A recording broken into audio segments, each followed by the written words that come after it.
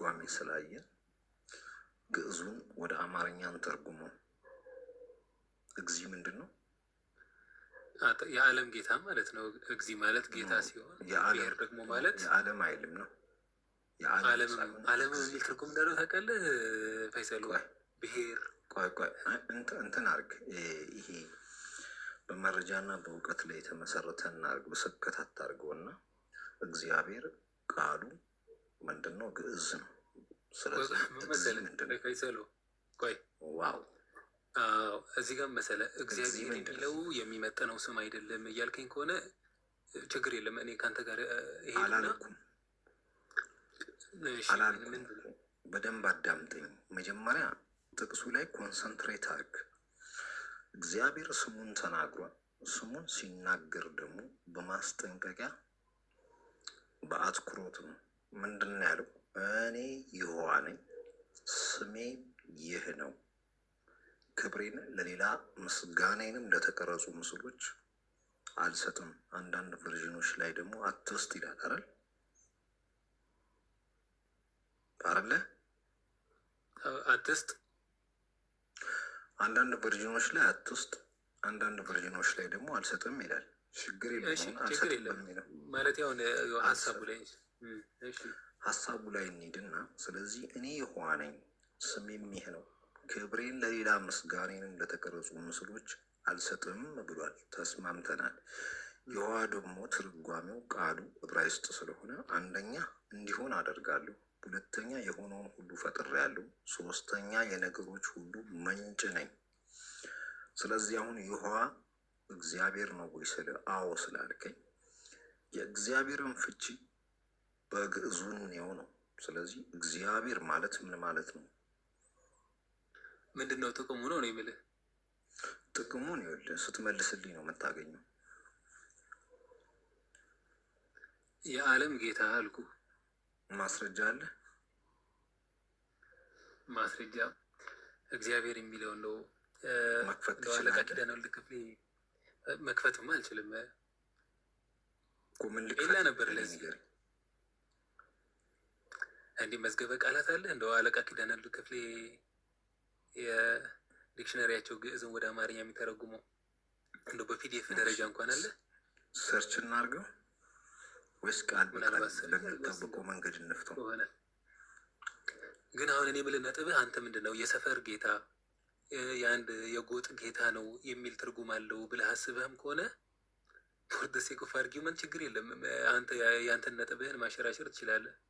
አይመጥነውም ይሄ ስም የሰፈር ጌታ ይባላል እንደ አግባብ አይደለም የምምትል ከሆነ ኦኬ፣ ከአንተ ጋር እስማማለሁ፣ እንቀጥላለን ማለት ነው። አተረጓጉም ላይ አሁን አንተ ያተረጓጉም ጥያቄ ነው፣ መጽሐፍ ቅዱሳዊ ጥያቄ ሳይሆን ሰዎች እንዴት እንደዚህ አይነት ስም ይሰጣሉ አተረጓጉም ላይ ነው። ዕብራይስጡ እንደዚህ እያለ አማርኛ ላይ እንዴት እንደዚህ ይደረጋል? የትርጉም ጥያቄ ነው እያወራ ያለው። ደግሞ ቴዎሎጂካል ኮስችኖች ጠይቅ ነው እያልኩ ያለውኝ። የትርጉም ጥያቄ አይደለም ትኩረቴ። እሺ እንሂድ። በቃ ስንሄድ እግዚአብሔር ማለት ያህዌ ማለት አይደለም። ለምን ካልከኝ የያህዌን የስም ትርጓሜ ነግሬሃለሁ። እግዚአብሔር ማለት ደግሞ እግዚ ገዢ ወይም ሎርድ ማለት ነው። ብሔር ደግሞ ኔሽን ወይም ብሔር ማለት ነው። ስለዚህ የብሔር ገዢ የሚል ትርጓሜ ይሰጠዋል። ግልጽ ነው በዚህ? እሺ ኦኬ። ስለዚህ ወደ ፖይንቱ ስንመጣ እኔ ያህዌ ነኝ ብሎ በግልጽ ራሱ የተናገረው ይህንን ስም ለኢየሱስ ክርስቶስ እንጠቀመዋለን ብለሃል አይደል? አዎ እንጠቀመዋለን። በጣም ነው። ኢየሱስ ክርስቶስ ለአብ ምኑ ነው? ለአብ ምኑ ነው ማለት ኢየሱስ ክርስቶስ ለአብ ምኑ ነው? ስሙ ክብሩን የሚገልጽ ነው አይደል? ያህዌ ነግሮሃል ቅድም፣ ክብሬን ለሌላ አልሰጥም ብሎሃል አይደል? ለሌላ ሲል ጊዜ ማንን ነው ሪፈር እያደረገ ያለው? ማንንም አረ ያደርጋል። ከፉል አሁን አንብበህልን አልነበረ? ቆይ ስሜ ይህ ነው ክብሬን ሌላ አልሰጥም ብሏል አይደል? አዎ እኮ እነማንን ነው እንደዚህ ሪፈር እያደረገ ያለው? ለማን ነው? እያለ ያለ ለማንም ስለ ስሙና ስለ ክብሩ ነው የተናገረው እዛ ላይ። ስለዚህ ወደ ፖይንቴ ልመጣ ነው እና ኢየሱስ ክርስቶስ ያህዌ ነው ስላልክ ኢየሱስ ክርስቶስ ለአብ ምኑ የባህሪው ምሳሌ ነው? አዎ በባህሪ ከሱ ጋር እኩል የሆነ ትክክል የሆነ ማለት ነው። ወይ በባህሪ ከሱ ጋር እኩል እኮ አይደለም። ይኸውልህ የባህሪው ምሳሌ ነው አይደል? የባህሪውና የክብሩ ምሳሌ ነው አይደል? ኢየሱስ ክርስቶስ ያ ማለት እኩያው ነው ማለት ነው። ምሳሌ እኩያ አይደለም እኮ የባህሪው ትክክለኛ ምሳሌ ከሆነ የባህሪው ትክክለኛ ምሳሌ ከሆነ እኩያው ነው ማለት ነው። እሱን የሚመስል የለም እንግዲህ እንደምታውቀው እና እሱን ይመስለዋል ከተባለ እኩያው ነው ማለት ነው። እንዴት እሱ መምሰል ቻለ? እኩያ እኮ አይደለም የባህሪው እና የክብሩ ምሳሌ ነው አይደል የሚለው እኮ በባህሪው ከሱ ጋር እኩል ነው ማለት ነው። ጥቅሱ ያለው ምን ላይ ነው? አሁን ይሄ ዕብራውያን 1 ላይ ነው ያለው።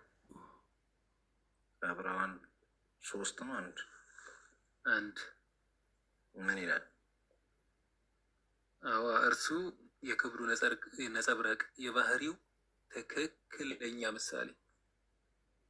በጣም ጥሩ። የባህሪው ምሳሌ ነው አይደል የሚለው በኤግዛክት ነው የሚለው። ደግሞ ግሪኩ ላይ ደግሞ ብታየው በቃ እኮ የባህሪው ምሳሌ ነው አይደል የሚለው።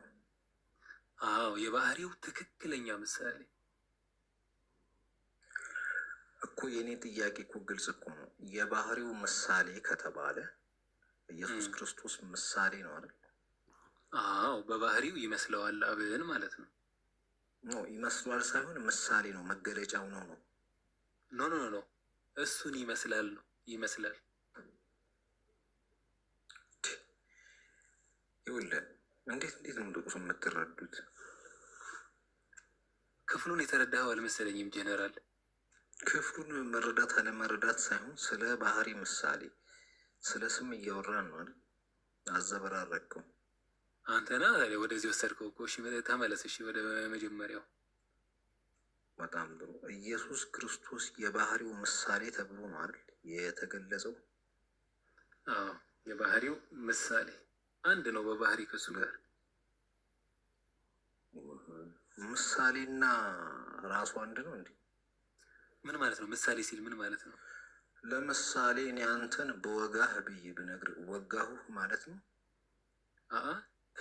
ምሳሌ የሚለው ምንድን ነው እኮ? ምሳሌ ድርጊት ነው ወይ ነው? ለምሳሌ ብዬ ምሳሌ ማለት ምንድን ነው? ምሳሌ እሺ እኔ አንተን እመስላለሁ ብል እኔ አንተን ነኝ? በጭራሽ። እኔን ትመስላለህ እንጂ እኔን አይደለህም። በማንነት ትለያለህ። ከኔ ጋር ግን አንድ የሆንክበት ግን ነገር አለ፣ እኔን የምትመስልበት ማለት ነው። ለምሳሌ በመልክ ምሳሌ ነኝ እንጂ አይደለሁም። አዎ ያ ማለት መሰለህ እኔ እናንተ የሚያመሳስለን አንድ የሚያደርገን ነገር አለ፣ ነገር ግን የተለያዩ ነን። ግን አንድ አይደለንም። የሚያመሳስለን ነገር አለ ነው እንጂ ያ የሚያመሳስለን ነገር አንድ ነገር ነው አይደለ እኮ። አንድ ነን እኮ አይደለም፣ የሚያመሳስለን ነገር አለ ነው። ምሳሌ ምንም አልገባም። አግኝቻለሁ። ሁለት እኮ ነን። ሁለት ነን ግን የሚያመሳስለን በዛ በምንመሳሰልበት ነገር ግን አንድ ነን ነው የምልህ። በጣም ጥሩ። ስለዚህ እኔ እናንተ ሁለት ነን፣ ግን እኔ እናንተን የሚያመሳስለን ነገር አለ ማለት ነው። ትክክል። ስለዚህ እኔ እናንተ አንድ አይደለንም፣ እንለያያለን። አሁን እሱማ ልክ ነህ፣ ሁለት ነን። በጣም ጥሩ። ስለዚህ ኢየሱስ ክርስቶስ የባህሪው ምሳሌ ሲባል ምን ማለት ነው? አዎ ኢየሱስ ክርስቶስ ከአብ የተለየ ነገር ግን በባህሪው አብን የሚመስል ማለት ነው። ባህሪው አብን ይመስላል እንጂ ባህሪው አብን ይመስላል እንጂ ኢየሱስ አብ ነው ማለት አይደለም።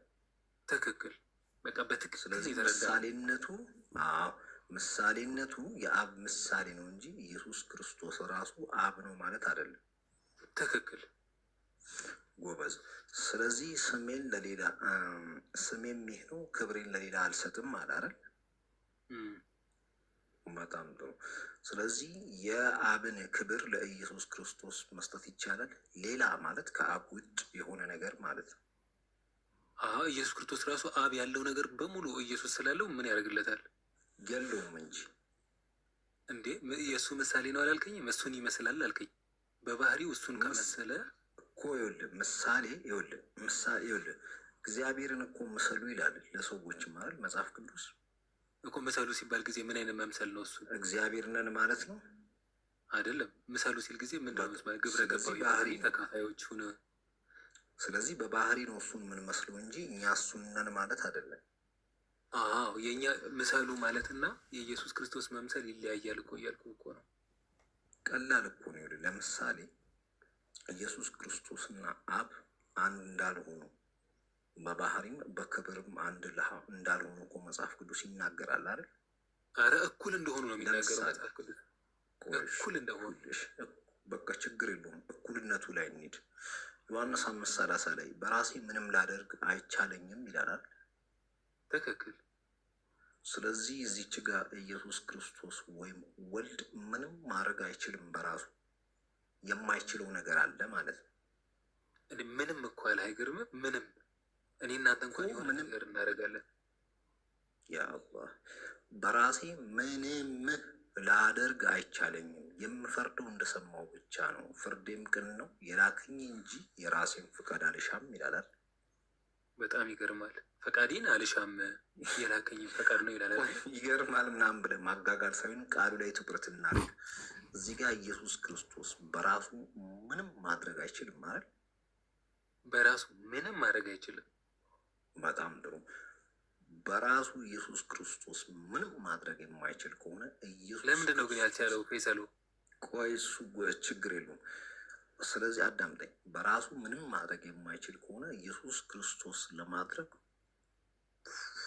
ፍቃድ ይፈልጋል አይደል? ኤግዛክትሊ። ያው በምድር ላይ ያለ እውነትህን ነው። በጣም ጥሩ። ስለዚህ ፈቃጅና አስፈቃጅ በባህሪ አንድ ናቸው እንዴ? አዎ በባህሪ አንድ ናቸው። ልክ ነው። እንዴት ሆኖ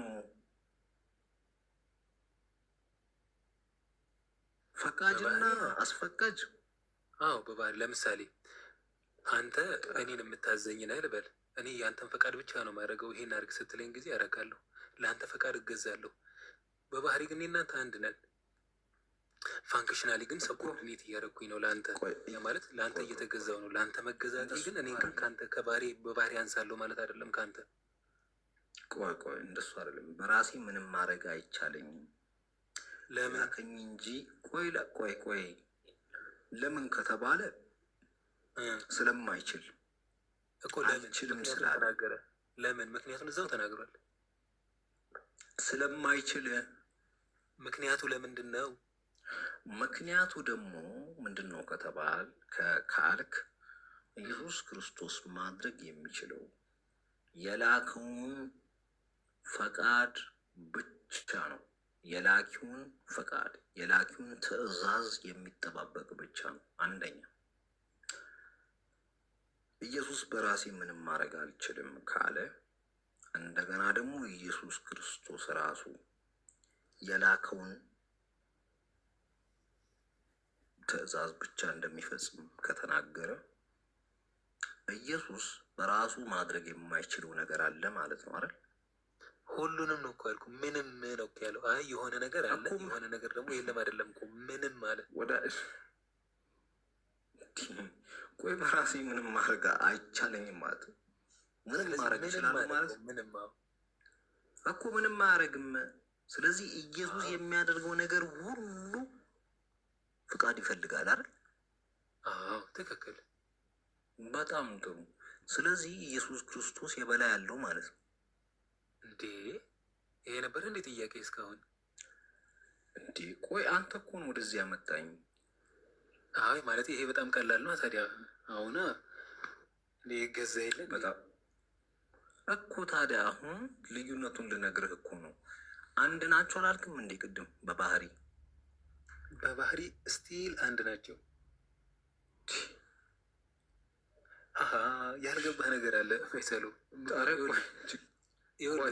ቆይ ፋንክሽናል ሰብኦርዲኔሽን እንደሱ አትሂድ፣ ችግር የለውም። ይሄኛው እንዳለ የሆነ አልገባህማ ታዲያ። አሁን ከጥያቄ አይግባኝ። እንዲሁ ተረድቼ ነው ማለፍ የምፈልገው። 5:19 ምን ልታደርገው ደግሞ? አንተ እኮ ማታመጣው ነገር የለም ደግሞ። ምንድን ነው የሚለው እዛ ላይ ደግሞ? አይ ከዚህ ጋር የተያያዘ ሀሳብ ልሰጥህ ነው። ወልድ ከራሱ ምንም ማድረግ አይችልም፣ አብ ሲያደርግ ያየውን ብቻ ያደርጋል ካለ በኋላ ምክንያት ስለጠየቀኝ ነው። ይሄ ጥቅስ ምክንያቱም ስለሚመልስ ነው። ምን አለ? ወልድ ከራሱ ምንም ማድረግ አይችልም፣ አብ ሲያደርግ ያየውን ብቻ ያደርጋል። ምክንያቱም አብ የሚያደርጉን ወልድም ደግሞ ያደርጋል አለ። ዋት? አብ የሚያደርገውን ሁሉ ወልድም ደግሞ ያደርጋል። ምክንያቱም ቆይ እንጂ አብ የሚያደርገውን ወልድ ደግሞ ያደርጋል አለ አይደል? እሺ አብ ካላደረገ ወልድ ማድረግ አይችልም ማለት ነው። እኔ ግን በግልባችሁ ነው አሁን እዚህ ጋር እያየሁ አብ የሚያደርገው ጥቅሱን እስኪ በደንብ ስማኝ። መጀመሪያ ሲጀምር ወልድ ከራሱ ምንም ማድረግ አይችልም፣ ከራሱ ምንም ማድረግ አይችልም። የአቅም ጉዳይ ነው ወይስ እንዴት ነው? የችሎታ የአቅም ጉዳይ ነው። እስቲ ክፍሉን ያንበብልኝ፣ ክፍሉን አንበብ። ዛሬ ሻዕዳ ሊይዝ ነው። ዛሬ ሻዕዳ ልታስይዘኝ ነው ጀነራል። ክፍሉን ማንበብ ሳይሆን ጥቅሱን እኮ ነገርኩ። ወልድ በቃ ይሄ እኮ በቃ መነሻ አለው። ወልድ ቁጥርም አለው። ወልድ ከራሱ ምንም ማድረግ አይችልም፣ አብ ሲያደርግ ያየውን ብቻ ያደርጋል። ምክንያቱም አብ የሚያደርገውን ወልድ ደግሞ ያደርጋል ይላል አይደል? እንዴት ይቻላል? አንተ ሰው ይሄን ነገር መናገር ይችላል እንዴ? አብ ሲያደርግ ያደረገውን ሁሉ እንዴት ወልድ ደግሞ ያደርጋል እንዴ? ስላየ ነው ይችላል ይቻላል። አንተ ለምሳሌ እኔ አንተ የትኛው ምድር ላይ ያለ ሁሉ ፈጣሪ የሚያደርገውን ነገር እኔ ማድረጋለሁ ማለት ይችላል? ምሳሌ እኮ ነው ሲጀመር። ይኸውልህ ቆይ እኔ እኮ ላሳየህ እኮ ነው። ኢየሱስ የአብ ምሳሌ ነው ብለን የለ እንዴ? በጭራሽ። ምን ነው ሰው የአብ ምሳሌ ነው እንዴ? ሰው አረከው? አይ አሁን አንተ የምትለኝ ምንድን ነው? የአብ ምሳሌ አብ የሚያደርገውን ሁሉ ሰው እኔም አደርጋለሁ ማለት ይችላል ሰው? ችግር የለውም ይችላል። አምላክ ከፈቀደለት ይችላል። ሙሴም እኮ አዎ አብ የሚያደርገውን ሁሉ ያደርጋል ሰው? አዎ በጭራሽ። አሳይ። ከኦሪት ዘፍጥረት እስከ ራዕየ ዮሐንስ አሳይ። ቆይ አንዴ። አሁን ይኸውልህ ሀሳቡን አትቀይረውና ኢየሱስ የክብሩና የባህሪው ምሳሌ ነው ከተባለ ኢየሱስ አብ ሲያደርግ ያየውን ብቻ የሚያደርግ ከሆነ ኢየሱስ አምላክ የተውን ምሳሌ እንደሚከተል እንዲሁም ደግሞ ያንን አምላክ እንደሚታዘዝ ነው የሚገልጸው። ምን ማለት ነው? ኢየሱስ እንዲያደርግ የፈለገውን ነገር አስቀድሞ አብ ያደርጋል አይደል? አሁን አንተ እየጠየቀኝ ያለው ኢየሱስ ክርስቶስ መታዘዙ መገዛቱን ነው። ይሄ ደግሞ ችግር የለብኝም። እኔ ላይ ችግር የሚፈጥርብኝን ነገር ነው መጠየቅ እኮ ያለብህ ፈይሰሉ። እኔ ላይ ችግር ናቸው ነገር ነው እንጂ ከመጽሐፉም ከኢየሱስ ክርስቶስም አስተምሮ ውጭ እኮ ነው። ዮሐንስ 14:28 ላይ እኮ አብ ከኔ ይበልጣል ብሎ በግልጽ ተናግሯል። ስለዚህ አሁን በዚህ ዋፍ ደግሞ ላሳየህ። በዚህ ዋፍ ዮሐንስ ወንጌል ምዕራፍ 5 አሁን ስታነብልኝ የነበረው ቁጥር 18ን እስቲ አንብበው። እዛው ዮሐንስ ወንጌል ምዕራፍ 5 ቁጥር 18ን አንብበው። ምን ይላል? ምን ይላል? አንብበው። ምን አይነት ጣጣ ነው? እሺ አንተ እኮ ለማንበብ አይሰለችህም እኮ። ኧረ በጣም ነው የምታሳዝኑት። አንድ ቀን አለ 14:18 ነው። አይ 5 ምዕራፍ 5 ቁጥር 18። እኔ ደግሞ ጀነራልን እንዴት እንደምወደው እኔ አላውቅም። ብቻ ለምን እንደሆነ ነፍሴ ትወዳለች። እኔ አይገባኝም እኔ ለምን እንደሆነ። እኔ እኮ እንዴት እንደምታነቡት እኮ የተቸገር ነው እኮ እሱ እኮ ዮሐንስ ምዕራፍ 5 ቁጥር 18። እሺ እንግዲህ ሰንበትን ስለሻረ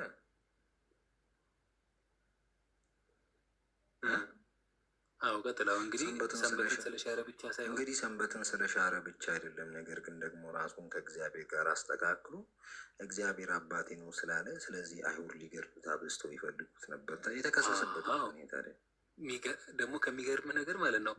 ይህን ንግግር የተናገሩት ፈሪሳውያን ቢሆኑ ኖሮ በተሳሳተ መንገድ ተረድተውት ነው። እባክህ ምናምን ትለኛለህ። ሐዋርያው ቅዱስ ዮሐንስ ራሱ ነው ይህን እየነገረን ያለው። እነሱ ሊገሉት የፈለጉት እኮ ሰንበትን ስለመሻሩ ብቻ ሳይሆን ራሱን ከእግዚአብሔር ጋር አስተካክሎ እኩል አድርጎ እግዚአብሔር አባቴ ነው በማለቱም ሊገሉት አብዝተው ይፈልጉ ነበር አለ። እግዚአብሔር ኢየሱስ ክርስቶስ አባቴ ነው ሲል ጊዜ እኩል ነኝ ማለቱ ነው። እነሱ ደግሞ እንዴት ተሳደባለህ? ይሄ እኮ የስድብ ቃል ነው። እኩል ነኝ ማለቱ ነው። ይሄው እያለን ነው። ራሱን ከእግዚአብሔር ጋር አስተካክሎ የእግዚአብሔር ልጅ ነኝ ስላለ እኩል ነኝ እያለ ነው። አዎ ይሄ ነው። ይሄው እሺ ዮሐንስ 10:30 ላይ ቆይ ዮሐንስ 10:30 ላይ ሄድኩልህ እኮ እኔና አብ አንድ ነን አለ አይደል? እሺ 29 አንብቡ እስኪ። አዎ ከእጄ ማንም ሊነጥቃቸው አይችልም፣ ከአባቴም እጅ ማንም ሊነጥቃቸው አይችልም አይልም። 10:29 እስቲ አንብበው እስቲ። የሰጠኝ አባቴ ከሁሉ ይበልጣል፣ ከአባቴም እጅ ሊነጥቃቸው ማንም አይችልም አለ። ቆርጣችሁ ነው የምታነቡት። ምን አለ? ቀና በልና ቀና በል። ቆርጠህ ነው የምታነበው አንተ እራስህ። እስቲ ትንሽ ቀና በል ትንሽ። ኧረ ሙሉን ያነበብኩት። የሰጠኝ አባቴ ከሁሉ ይበልጣል አለ። እሺ አባቱ ከሁሉ እንደሚበልጥ ተናግሯል። ትክክል። ኦኬ ታዲያ 31 ላይ አይሁድ ሊወግሩት ደግሞ ድንጋይ ያነሱት ለምንድን ነው? ሲናገር ጊዜ እግዚአብሔር አባቴ ነው እያለ እግዚአብሔር አባቴ ነው ማለት እኮ ከሚገርም ነገር እነሱም እኮ ስለዚህ እግዚአብሔር አባቴ ነው ስላለ ቆይ እኔ እግዚአብሔር ነኝ የእግዚአብሔር ልጅ ነኝ ሲል እኔ እግዚአብሔር ነኝ ስላለ ሳይሆን ቅድም አንተ እንዳልከው አይሁድ ሊወግሩት ድንጋይ ያነሱት የእግዚአብሔር ልጅ ነኝ ስላለ ነው እንጂ አባቱ አብ ከሁሉም ከሱም ጭምር እንደሚበልጥ እኮ ተናግሯል ጥቅሱ ላይ። ስለዚህ ሊወግሩት ድንጋይ ያነሱት ቆይ እንጂ ሊወግሩት ድንጋይ ያነሱት እኔና አብ አንድ ነን ስላለ ሳይሆን የእግዚአብሔር ልጅ ነኝ ስላለ ነው አይደል? አዎ የእግዚአብሔር ልጅ ነኝ ስላለ ነው። ጎበዝ። ስለዚህ አይሁድ ሊወግሩት ድንጋይ ያነሱት እኔና አብ አንድ ነን ወይም እኔ ከአባቴ እኩል ነኝ ስላለ አይደለም ማለት ነው። ኖ ይኸው ነገርን እኮ ቁጥር 18 አላየኸው? ማን ነው እንደዚህ እየነገረን ያለው? 18 ከዚህ ጋር ምን አገናኝ? እኔ 18 ነበር መጀመሪያ እየጠቀስኩልህ ያለሁት። እዚህ ጋር ግን በጣም ጥሩ የሆነ ቴዎሎጂካል ሲግኒፊካንት አለ። 5:18 ላይ 18 ላይ ምንድን ነው? 5:18 እኮ እንግዲህ ሰንበትን ስለሻረ ብቻ አይደለም፣ ነገር ግን ደግሞ ራሱን ከእግዚአብሔር ጋር አስተካክሉ እግዚአብሔር አባቴ ነው ስላለ አይደል? ማን ነው ይህን እየነገረን ያለው? ዮሐንስ። ያ ማለት ዮሐንስ አባቴ ነው እግዚአብሔር አባቴ ነው ማለቱ ምን ማለቱ እንደሆነ ሲነግረን ምን አለ ዮሐንስ? አዳምጠኛ። እዚህ ዮሐንስ ላይ ያለው ራሱን ከእግዚአብሔር አስተካክሉ ማለት ራሱን ከእግዚአብሔር እኩል ቆጥሯል ማለት። ራሱን ከእግዚአብሔር እኩል አድርጓል። አባቴ ነው ማለት ኢየሱስ ክርስቶስ። ግን ይሄ እይታቸው ገባኝ። ይሄ እይታቸው ስህተት እንደሆነ ደግሞ ኢየሱስ ክርስቶስ አሳያቸው እኮ። እዚህ ጋር ማን ነው እያወራ ያለው ነው ያልኩ። እዚህ ጋር እያወራ ዮሐንስ ማን እንደወሩ ችግር የለውም እኮ ያወራው ላይ አይደለም ነጥብ። ፈሪሳውያንና ዮሐንስ በጣም ይለያያሉ። ዮሐንስ የእሱ ሐዋርያ ነው፣ ከእሱ የተማረ ነው። እነዚያ ፈሪሳውያን ግን እሱን በሐሰትም ሊገሉት ይፈልጋሉ ኢየሱስን። እነሱን እቀበልሃለሁ፣ ምናልባት በተሳሳተ መንገድ ነው ብትል የእነሱን እንደው አስተያየት አደርግልሃለሁ። ይሄ ግን ሐዋርያው ነው፣ የእሱ ተከታይ ነው፣ የእሱ ተማሪ ነው። ችግር የለውም እሱ ላይ ችግር የለብኝም። አሁን እኮ አዳምጠኝ። ራሱን ከአብ ጋር ስላስተካከለ ራሱን ከአብ እኩል ስለቆጠረ እና የእግዚአብሔር ልጅ ነኝ ብሎ ማለት ራሱን ከአብ እኩል ማድረግ ነው በሚል ክስ ነው አይደል ሊወግሩት የተነሱ ዮሐንስ ነው። እነሱማ ልክ እነሱ ይሄንን ነው ሊወግሩት የሚፈልጉት እኮ። ዮሐንስ ልክ አይደለም። ዮሐንስ 10:29 ላይ ያንን አስተካክሎ ኢየሱስ ተናግሯል። ምን አለ? የሰጠኝ አባቴ ከሁሉ ይበልጣል አለ አይደል? ከሁሉ ይበልጣል ሲል ማለት ከማን ነው? ከራሱም ጭምር እዛ ጋር እንደዛ ይላል። ከሁሉ ማለት ይኸውልህ አዳምጠኝ። አባቱ ይኸውልህ አንጻራዊ ነው። ጎበዝ። አንጻራዊ ነው አይደለ? አንጻራዊ ስለሆነ አዳምጥ። አንጻራዊ ስለሆነ ከሁሉ በላጩ አባቱ ነው። ከማን አንጻር? አንጻራዊ ከሁሉ እያለ እኮ ነው እኮ። ከማን አንጻር ነው ሁሉ የሚለው? ከምን አንጻር? ምንም እውቀት የለም፣ ዝም ብለህ ነው እንዴ? አንጻራዊ ነው አልክ ጀነራል። አንጻራዊ ነው ማለት ምን ማለት መሰለህ? አብሶሊዩት አይደለም እያልከኝ ነው። ከሁሉ የሚለው አብሶሊዩት ነው፣ ፍጹም የሆነ ነው ካልክ በቃ ማንንም እንዳለ ኤክስክሉድ ያደረግና አብ ብቻውን ነው ከሁሉ በላይ ማለት ነው። አንጻራዊ ነው ካልክ ግን ከአብ ሌላም የሆነ እሱን የማይወክለው ኤክሰፕሽናል የሆነ ነው ማለት ነው። ከንትና በቀር ሌላውን ነው የሚያመለክተው እያልከኝ ነው። አልገባህም መሰለኝ።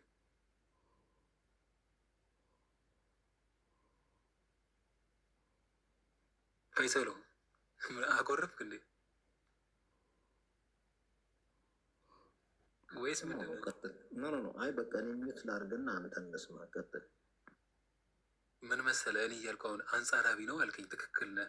አንጻራዊ ነው ማለት ፍጹማዊ ነው ማለት አይደለም። ለምሳሌ ከእኔ በቀር ሰው የለም ካልኩኝ ምናልባት አንጻራዊ ነው ወይስ ፍጹማዊ ይባላል? ፍጹማዊ ነው ከተባለ እኔ ብቻ ነኝ ሰው፣ ሌላ ሰው ተብሎ የሚጠራ ሌላ ነገር የለም እያልኩኝ ነው። አንጻራዊ ነው ከተባለ ግን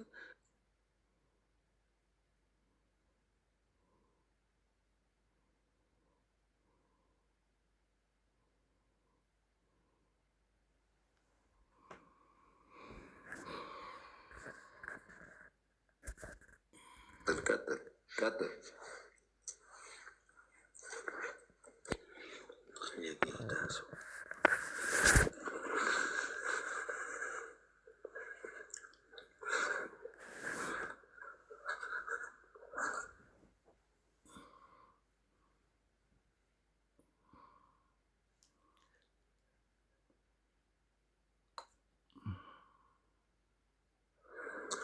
አላችሁ ሰላም።